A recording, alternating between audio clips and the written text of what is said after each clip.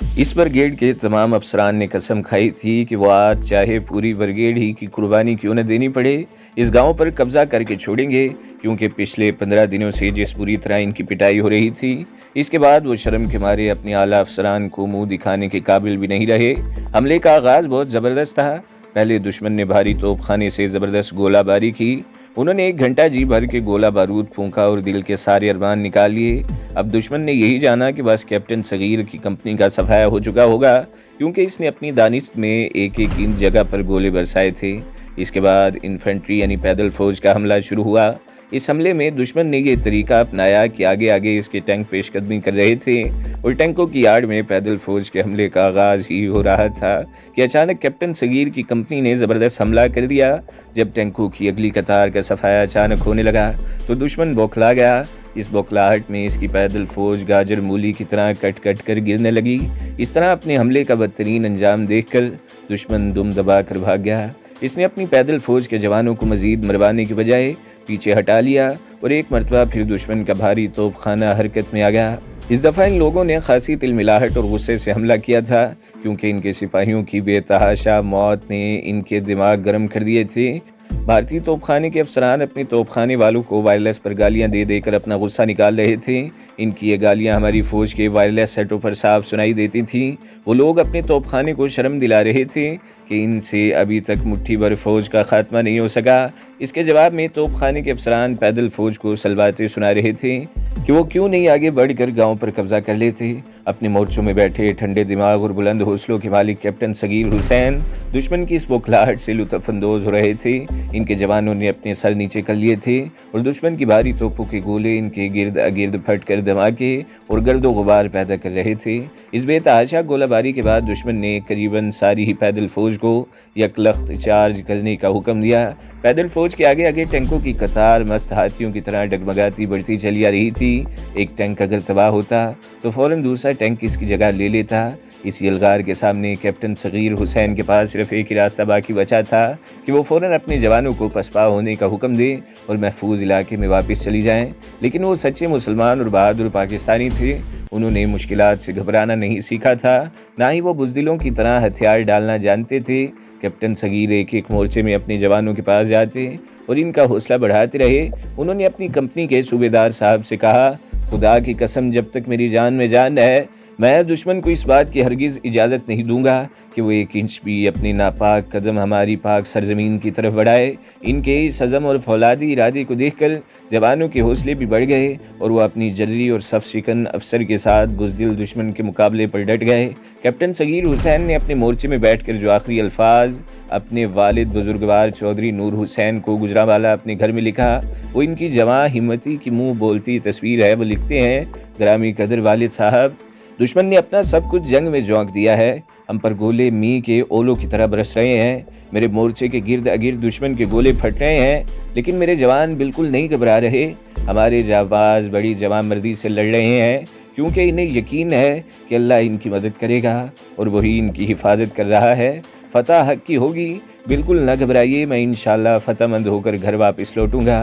Captain Sagir Hussain को इनके साथी एक फ़लसफ़ी और आलम ख्याल करते थे, क्योंकि उन्होंने अंग्रेज़ी और फ़लसफ़ा में एमए कर रखा था। वो अक्सर अखबारात और जराइद में मज़ामीन भी लिखा करते थे। उन्होंने अंग्रेज़ी की 2 किताबें भी लिखी थीं, खुसूसन रावलपिंडी के अंग्रेज़ी दान अखबारी हलकों में तो इनका एक ख़ास मुकाम था। शायद यही वजह थी कि वो फ़ौजी से ज़्यादा आलम फाजिल समझे जाते थे। लेकिन इस वक्त किसको इस बात का इल्म था कि ये फ़लसफ़ी और अदीब एक रोज़ ऐसा कारनामा कर गुजरेगा कि दुनिया भर की जंगी तारीख़ में इसे एक अहम और नाकाबिले फरामोश मुकाम मिल जाएगा। वो अपने दोस्तों से अक्सर ये बात कहा करते थे कि देख लेना, जब कभी दुश्मन से 2-2 हाथ करने का मौका आया तो तुम मुझे सबसे आगे पाओगे। कैप्टन सगीर ने जो कुछ कहा अमल से सच कर दिखाया। वो बआसानी पीछे आ सकते थे, लेकिन उन्होंने पसपाई पर इज्जत की शहादत को तरजीह दी। दुश्मन ने कतार की सूरत में टैंकों को आगे बढ़ाना शुरू किया और वो वक्त भी आ गया कि एक मस्त हाथी की तरह झूमता हुआ टैंक इनके मोर्चे के ऐन सामने से नमूदार होकर इस तरफ तेज़ी से बढ़ने लगा। कैप्टन सगीर ने हिम्मत न हारी, वो छलांग लगाकर मोर्चे से बाहर आ गए, क्योंकि टैंक इनके मोर्चे को रोनता हुआ आगे निकल गया था। वो ज़मीन पर लुढ़कनियाँ खाते हुए टैंक के पीछे पहुँचे और अपने पौध से उन्होंने ग्रेनेड निकाला और अल्लाह अकबर का नारा लगाकर टैंक पर चढ़ गए। कैप्टन सगीर के साथी बताते हैं कि दुश्मन इनकी इस देदा दलेरी पर चकरा कर रह गया। कैप्टन साहब ने टैंक का ढक्कन उठाया और इसमें ग्रेनेड फेंक कर तोपचियों समेत इनके परखचे उड़ा दिए।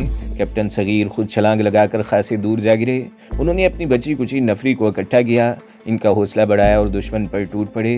दुश्मन अपनी नफरी को मरवाता जा रहा था और इसकी जगह नई नफरी मैदानी जंग में झोंकता चला जा रहा था। इसने इन मुट्ठी भर सरफरोशों को ख़त्म करने का तहैया कर लिया था। इसके लिए चाहे सारी भारतीय सेना ही क्यों न जहन्नम वासिल हो जाती।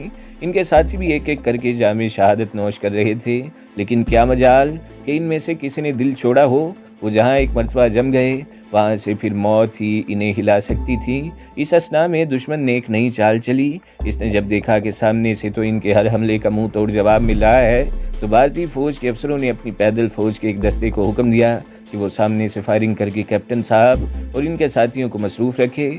इसके साथ ही भारतीय पैदल फौज और टैंक पहलुओं से इनके गिर्द घेरा तंग करने लगे। पाकिस्तानी जवान तादाद कम होने के बायस इतने ज़्यादा रकबे में नहीं फैल सकते थे, ना ही वो चारों तरफ से इनकी अलगार रोक सकते थे।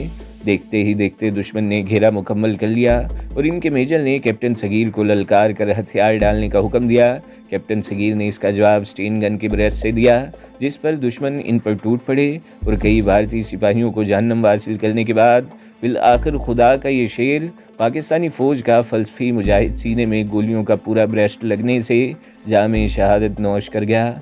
जिस मेजर के हुक्म पर इन्हें शहीद किया गया, इसने दुनिया भर के अखबारी नुमाइंदों के सामने कैप्टन सगीर शहीद की बहादुरी का एतराफ़ करते हुए कहा था। कैप्टन सगीर न सिर्फ इन सब पाकिस्तानियों से ज़्यादा दिलेर थे जिनसे आज तक मेरा सामना हुआ है, बल्कि वो इन तमाम अफसरों से बढ़कर बहादुर और जाबाज थे जिनके मुतल्लिक मैंने आज तक पढ़ा या सुना है। वो सच्चे और खरे मुसलमान थे।